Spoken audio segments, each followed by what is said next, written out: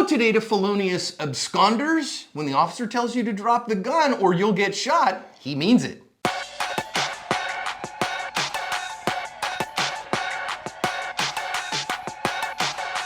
Hi friends, welcome to today's badge cam lesson here at Active Self-Protection. I'm your host as always, John Correa. And I'm your co-host, Mike Williver. My new band, by the way, is starting this Friday. It's Felonious Absconders. Felonious Absconders. Yes, we're opening up for Federal Duck. Anyway, today's video comes to us from none other than Houston, Texas.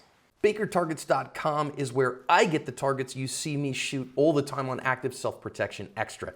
They ship fast, their prices are great, and they have all kinds of targets, both for competitive shooting, defensive shooting, and fun too. Check them out. See this car that at the very top that is pulling in to the parking lot? It is being driven by a guy named Albert Homer, who is wanted on an aggravated robbery charge, and he has got a whole bunch of crime suppression unit officers that are going to come in on him. He kind of jumps out of the car and he's bebopping along until he realizes, oh no, those are the cops, and then he's gonna go running off. We have multiple badge cams from here with audio. Let's listen in and hear how this chase ends. Guys, quit reaching! Quit fucking reaching! Use the police! Use the police! Drop the gun! Drop the fucking gun! You're gonna get shot! He's running westbound! He's running westbound!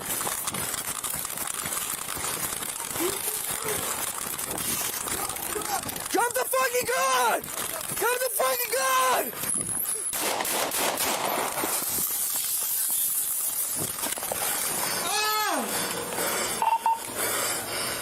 90-10. We got shots fired. I ain't shoot! We're all under control. Go ahead and roll EMS. I didn't shoot! The shots fired on Felon and rolling EMS. Air code 1549. I'm gonna die. Bro, I didn't even shoot! Any injuries? Roll on your stomach! Bro, I didn't shoot! Go ahead and roll EMS. Shots fired on Seminar and rolling EMS. Air code 1549. That way. Bro, I didn't even shoot! Get on your stomach. Any injuries? Roll on your stomach! Bro, I didn't shoot! Just a suspect. I didn't even shoot! I didn't shoot! I give you a 1-0 out. March. That's fair. 127, I'm out here with them. Where you at? Fox, the only air support. Bro, I didn't shoot not one time! That's the only place you're hit. We just had one suspect. No, please! Bro, I didn't even shoot, bro! I got it. I'm just trying to see where it is. Give me the location on Seminar. What is it? Yeah. Bro, I didn't shoot! Under the lower arm. I didn't shoot! I didn't even do nothing! Every officer's good? All officers good, right? I didn't shoot, no, I didn't even do nothing! You're good. That's fair. Why am I being chased? Why are you running, sir? Ow! It's only to help you. Yeah. HFD's been bumped. What am I getting chased for though? You good, Luna? Yeah, he's good. I double check. I think in my back. Hey, we got Sean with the kit. It's okay. You and that. You got scissors? Yeah, we need to cut this. Why am I being chased? Hey, Ryan, we take this? Yeah. Though Officer Lopez fired a panoply of shots at Mr. Homer, only one of them hit him and hit him in the arm. They did take him into custody, even though he ain't shoot though, and he is also facing a number of charges related to this incident and the incident they were first looking at him for. I ain't even shoot though. Dude, you got warned 5 times, you loser. He had every opportunity to shoot. He just chose not to, and good for him. I mean, yeah. So let's be sure as we start this one that they are chasing him because he is an aggravated robbery suspect. So the gun that he has in him with the giant stendo that you could use as like a pole vault he has used to rob a store. And so this guy is a violent felon, and so therefore they're going to treat him like a violent felon. And I do want to stop here and think about this idea. Look at the way he's running. You can see he's moving his right arm like you would expect from somebody running, but that left arm is stuck inside his hoodie pocket where the gun is, friends. And for all our officers, I want you to pay attention. This is what's the word I'm looking for here? This unequal gait when he's hiding a hand. That's a marker for you. And if you miss those markers, it can go bad for you in a hurry. I honestly think this is probably the #1 mental rep for our officer viewers right now, John. What you pointed out, one arm swinging, the other one not swinging, then especially the fact that the one that's not swinging is not visible to you. It's somewhere where you can't see it. This guy is just one giant walking furtive gesture. I have to point out that this surveillance video, when you first sent it to me, I thought we're looking at a Reno 911 like joke reel. I don't know what about this video just didn't seem real, but then no, as it turns out, some guy dressed like either Mario or Luigi is running from the police with a gun. I mean, you can't make this stuff up, right? The difference between reality and fantasy is that fantasy has to make sense in order to be believable. So he's going to run off, and now, listen, officers are chasing, again, an aggravated robbery suspect, and, you know, he hasn't been convicted yet, but they got good reason to be chasing him. And now let's think about here, in particular, Officer Lopez, who I think did a pretty darn good and professional job. He's got a gun out and in his hand, always tough to run with a gun in your hand, but he's going to see what's going on with this guy and tell him unequivocally, hey man, drop the gun. And he sees the fact that he's got a gun. Now I have a fleeing felon, or I have a strong reason to believe that he's a felon, and I know he's armed. I've seen the gun in his hand, and now I think we start entering into territory of Tennessee versus Garner. And this is long established law, right? Like, can an officer use deadly force to stop a fleeing felon? And that is the Tennessee versus Garner is the standard. And when the officer reasonably believes, by the totality of the circumstances, that his life or her life or the life of the community is at risk from this, then he can use, or she can use, deadly force. And so I think he gave this guy just about every chance imaginable, because all he had to do, Mike, was drop the stupid gun.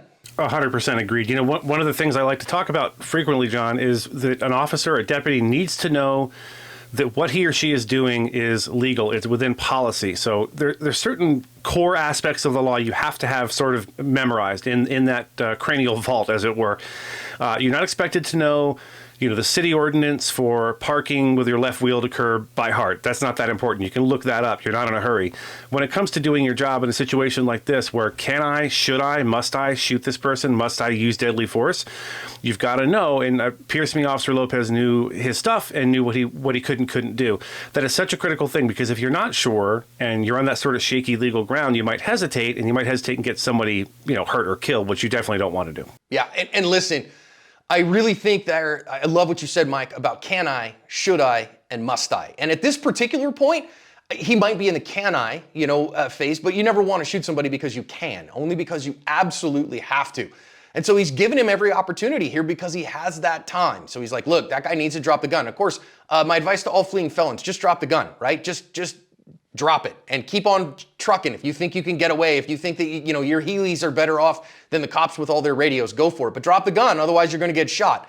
Now, when it changes from can I to must I is right here as Officer Lopez gets in on the guy. And as we pause right here and zoom it in, you see this guy is now running right towards innocents. Again, gun in his hand, we've seen the gun, and he's now running towards innocent people, and now the risk factor goes up significantly.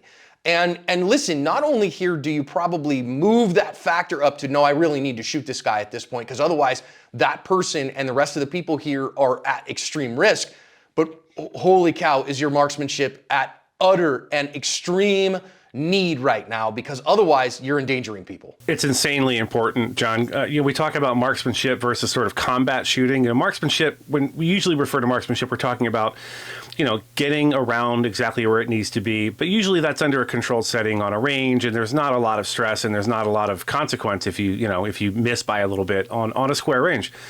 In the real world, however, it becomes extremely important, and your ability to do something like that under stress, heart pounding, adrenaline pumping, you're heaving, you're breathing heavy, you're running, to be able to stop, plant yourself, and get good effective shots like this under these conditions is incredibly difficult. It's so much harder than anyone would think. I came close to having to do it, and I'm glad I didn't have to, because this is a tough shot to make. We talked about this before we hit the record button, but man, hearing that tire shooting out air made both of us pause for a moment, because that's a very unpleasant feeling. Quick note to officers watching this.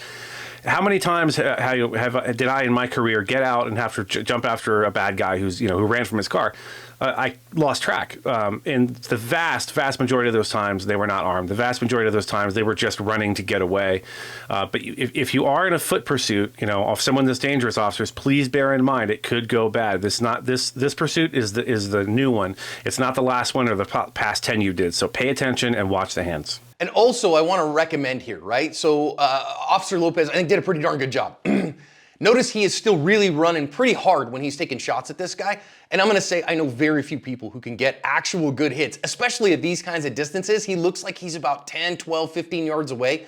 That you're going to have a real hard time. So your better bet here is to think about, if it's time to shoot, pull up real quick and get a real quick shooting, good shooting stance, not all day long. We're not talking about being Murtaugh here. We're talking about taking a quick second, standing tall and getting your hits.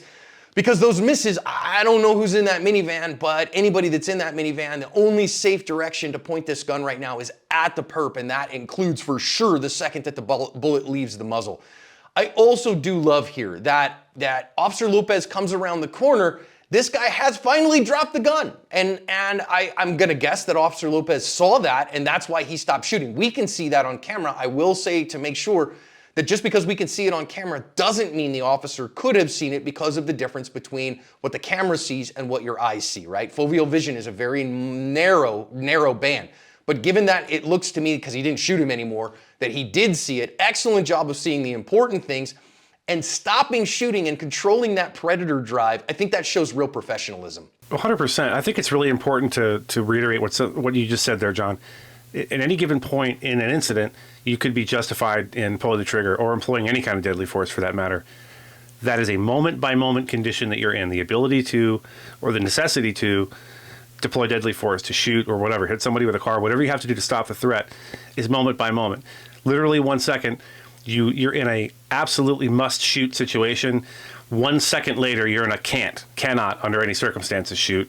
And in this case, I'd like to say he saw the gun, but the fact is, if you're watching your bad guy and watching his hands, whether or not you see the gun is almost irrelevant, because you're waiting for that next independent opportunity, that independent, standalone, isolated moment where deadly force is required.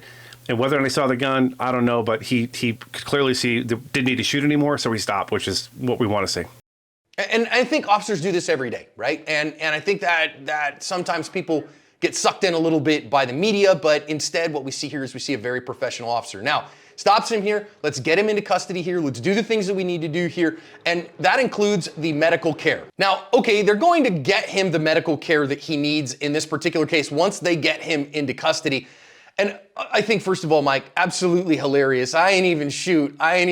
Friend, you were told to drop that gun, and you don't get to have the upper hand until you've shot. Now, when the second officer shows up here and starts assessing medical, I know, Mike, that our general rule, what we teach, right? And I do TCCC, I'm a TCCC certified instructor. That we generally teach, if in doubt, put the tourniquet on, right? So if the amount of blood that's being lost makes you go, oh boy, then go ahead and put one on. Default setting is you want it at least 2 to 3 inches above the wound site, but you can go high and tight. And that's exactly what Officer Luna does here, is he goes high and tight. Okay, fine. I will say it doesn't look to me like there's enough blood here that I would really kind of look at that and say, yeah, I probably should tourniquet this, but it's certainly not wrong to do so. And so when in doubt, go ahead. And it should absolutely make the guy hurt. When he starts to crank that sucker down, the guy goes, ow! And that means he's putting it on with the right amount of pressure. Yeah, years ago with my former agency, we had a class on trauma medicine, and they brought in an Army officer who got properly blown up in Iraq by a roadside bomb. And he said, what he said to us was, look, if it doesn't hurt a lot, you're not doing it right. I think he had at least 2 tourniquets put on him during that incident. A tourniquet should hurt. Let's dispel some myths really quick for the general public. If you apply a tourniquet and do it properly, the arm is not going to become necrotic and fall off in a half an hour. There's time. So when you see this sort of thing and you're like, wait a minute, He didn't really need a tourniquet. Oh my God, he's going to lose his arm. No, he's not going to lose his arm. They have plenty of time to get him to a hospital. So I think the application of a tourniquet, whether or not, in hindsight it was deemed necessary, yeah, absolutely. Throw the tourniquet on and do what you got to do to make sure this guy makes it to, go to court and go to jail and answer for his crimes.